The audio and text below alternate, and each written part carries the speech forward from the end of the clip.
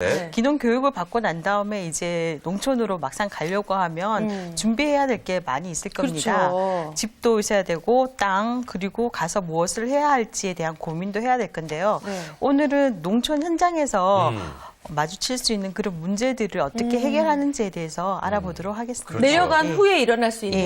일. 많은 문제들이 있죠. 근데 저 같은 경우는 제일 큰 고민이 사는 집이 아닌가라는 생각을 해봅니다. 제가 살 집. 그렇죠. 또 우리 아파트 생활하다가 그렇죠, 내려가면 그렇죠. 또 막 불편하게 그리고 느껴질 또 수도 있을 것 거기다가 같아요. 그냥 아무데나 뭐 땅이 있다고 뭐 건물을 올릴 수 있는 건 집을 지을 수 있는 것도 그렇죠. 아니고요. 저 같은 경우는 그래서 기농을 하면은 이 기존에 있는 농가주택을 좀 다시 수리를 해서 개조를 이제 개조를 해서 이제 고쳐서 좀 이쁘게 해서 좀 네. 살아야겠다는 생각을 하는데 그렇게 살 때 유의해야 될 점 뭐 이런 게 뭐가 있을까요? 예, 농가주택을 구입하실 네네. 경우나 이렇게 개조를 하시려고 이제 임대를 하실 경우에 관련되는 서류를 좀 꼼꼼히 챙겨 보셔야 할 것 같습니다. 네. 기존 농가주택들 중에는 대지가 아닌 농지 위에 지어진 집들도 가끔 있고요. 또 무허가 이제 주택 같은 경우도 있기 때문에. 근데 그게 다 네. 불법이 아닌가요? 예, 근데 이제 기존에 있었기 때문에 이제 그런 경우가 가끔 있습니다. 아, 그런데 네네. 혹시 예, 그런 사례가 본인에게 해당될 수도 있으니까 네. 그 토지 대장이라든가 건축물 등본이라든가 네네. 예, 관련되는 서류들을 꼼꼼히 챙겨 보시고요.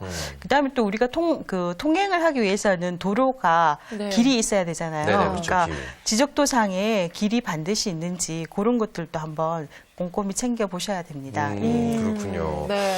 제가 이 내비게이션을 딱 찍고요. 네. 친구가 이제 그 자기네 뭐 시골집에 가자고 해서 오라고 해서 내비게이션을 딱 찍고 갔는데 네. 길이 없어요. 내비에 더 이상 길이 안 나오는 그런 시골이 굉장히 많더라고요. 이게 내비가 잘 안 된 건지 아니면 그 길이 도로상에 안 나온 건지. 요즘 새로 뚫리는 길들이 또 많이 그렇기도 있잖아요. 하고요. 어쨌든 예. 그 또 이것도 궁금합니다. 그 집이 개조가 가능한지도 좀 알아봐야 되지 않을까 싶은데 무조건 다 개조가 가능한 건 개조가 아니죠? 안 되는 집도 있어요?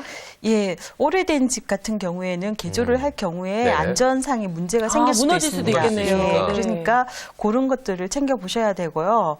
그리고 이제 그 빈집 수리비를 가끔 지원받는 네네네. 곳이 있거든요. 네. 지자체별로 빈집 수리비를 지원해 주는 곳이 있는데 그 수리비를 지원받을 경우에는 보통 보조 사업이 5년 정도는 지속이 되어야 되기 때문에 네. 그런 경우에는 5년 정도 그 집을 임차하는 것에 관해서 서로가 집주인과 이제 계약을 좀 사전에 네네. 세워 놓는 게 좋고요. 그리고 집주인하고 실제 등기부상에 있는 네. 그 주인이 같은지 지금 살고 있는 사람과 실제 주인이 같은지에 대한 그런 것들도 이제 챙겨보면서 임대 계약서 사항은 아니지만 그래도 네. 서로가 좀 네네. 얘기를 해놓는 게 그렇죠. 예, 좋습니다. 근데 그렇군요. 지난번에도 말씀하신 버려진 집들도 꽤 많다라고 얘기하셨잖아요. 예. 그런 거는 사실 집주인이 없는 경우 아닌가요?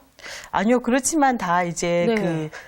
법률상으로는 네네. 주인이 다 있기 때문에 그런 것들을 확인을 하셔야 됩니다. 그게 큰일 나는 거예요. 네. 주인이 없는 줄 알고 거기다 들어가서 살았다가. 뭐 네. 지어놓고 집 이쁘게 지어놓고 살고 있는데 갑자기 주인이 나타나서 내 땅에 당신 뭐 하는 겁니까? 뭐 어떻게 뺏기는 하실래요? 거네요. 그렇죠. 그러면. 할 말이 없는 거죠. 아니 버려뒀다 그래서 이 우리나라에요. 그렇게 되는데, 예. 제가 알기로 주인 없는 땅은 단 한 평도 없다라고 없다. 저는 알고 있습니다. 근데 뭐 사실 이렇게 개조를 해서 하시는 분들도 계시겠지만 가서 나는 내 마음에 드는 전원주택처럼 이쁘게 지어놓고 짓고 살겠다 싶다. 이런 분들도 계실 것 같아요. 그럼 집을 짓는 데는 어떤 거 좀 유의해야 될까요?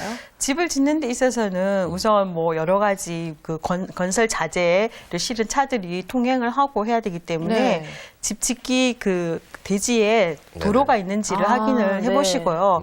그리고 사전에 집을 지으실 것 같으면 이웃분들에게 우리가 언제까지 이렇게 공사를 한다 네네. 이런 것들도 좀 알려주시고 그렇죠. 그러니까 통행에 불편을 드리게 된다라는 것도 사전에 인사를 하시는 게 좋을 것 같고요. 그 다음에 또 우리가 살아가는 데 있어서 물이 가장 중요하잖아요. 그렇죠. 그래서 가서 보실 때 그곳에서 쓰는 물이 지하수인지 아니면 우물인지 이런 것도 체크를 해보시고요. 그게 왜 필요할까요?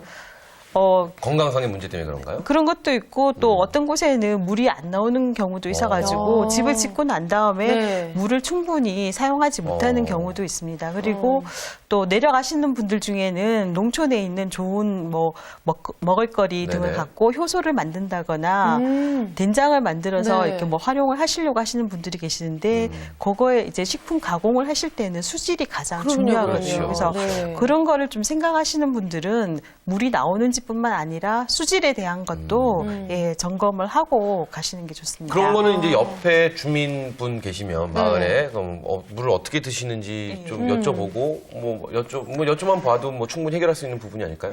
예, 그렇게 해도 되고 또 실제로 그 수도 뭐 관을 농촌에 또- 이제 네네. 그렇게 인프라가 다 안 돼 있는 곳이 많기 그렇죠. 때문에 그런 것들을 체크하시고요. 수질은 검사를 받으셔야 되고요. 그러니까 보통 집을 짓는 정도면 이렇게 빈 땅이기 때문에 그렇죠, 그렇죠. 거기까지 수도관이 연결이 안 됐거나 아니면 전기 같은 경우도 공급이 안 되는 경우도 있을 것 그렇죠. 같아요. 전기가 좀 걱정이 될 네네. 것 같아요, 저는. 예, 전기 같은 경우에도 우리 귀농이나 기촌하시는 분들이 기존 마을로 들어가시는 분들은 괜찮은데요. 네네. 산 좋고 물 좋은 곳을 찾아서 가시는 분들은 기존 마을에서 떨어져서 이제 가시는 분들인데 그런 경우에 기존 인프라가 이제 있는 곳에서 한 200m까지는 조금의 이제 시설비만 내면 되지만 그 이후에는 가설비까지 내야 되기 때문에 네네. 예, 돈이 많이 들어요. 그래서 그런 것들이 되는지 한번 체크를 해보시고요.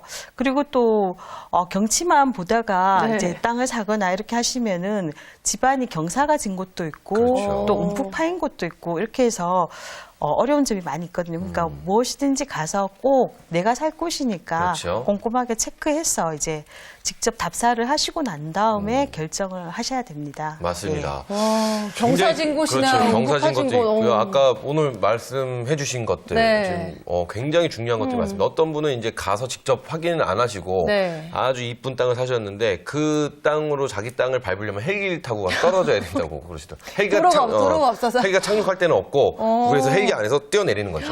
그래야지 자기 땅을 밟을 수 있다라고 말씀하시는 분도 계신데 어쨌든 네.